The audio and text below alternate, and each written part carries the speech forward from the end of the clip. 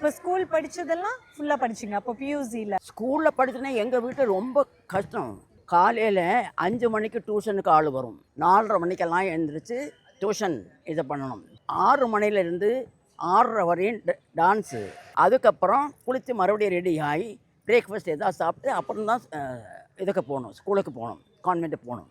அப்போ மதர் என்ன கூப்பிட்டு கேட்பாங்க, இது மாதிரி ஃபங்க்ஷன் வரும், அப்போ ஏதாவது ஒரு இது மாதிரி ஏதாவது ஒன்று பண்ணலாமா அப்படின்னு கேட்பாங்க. ஏதாவது ஒன்று வேணாம் மேடம், நல்லதே பண்ணுவோம் அப்படின்னு. என்ன பண்ண போகிறேன் அப்படின்னு. வெயிட் பண்ணி பாருங்கள், நான் கொஞ்சம் திங்க் பண்ணி பண்ணுறேன் அப்படின்னு. என்ன பண்ணால் குச்சி எடுத்து மேப் போடுவேன்.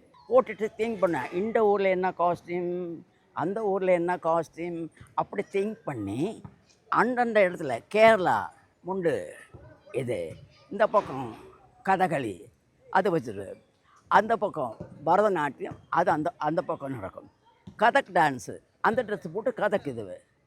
அப்படி எல்லாரையும் நிறுத்தி இது பண்ணோன்னே மேம் வந்து என்னை ரொம்ப அப்ரிஷியேட் பண்ணாங்க. இந்த வயசுலேயே உனக்கு இவ்வளோ வைரியாக இருந்ததுன்னா நிச்சயமாக நீ வாழ்க்கையில் ஒரு பெரிய ஆளாக வருவேன்.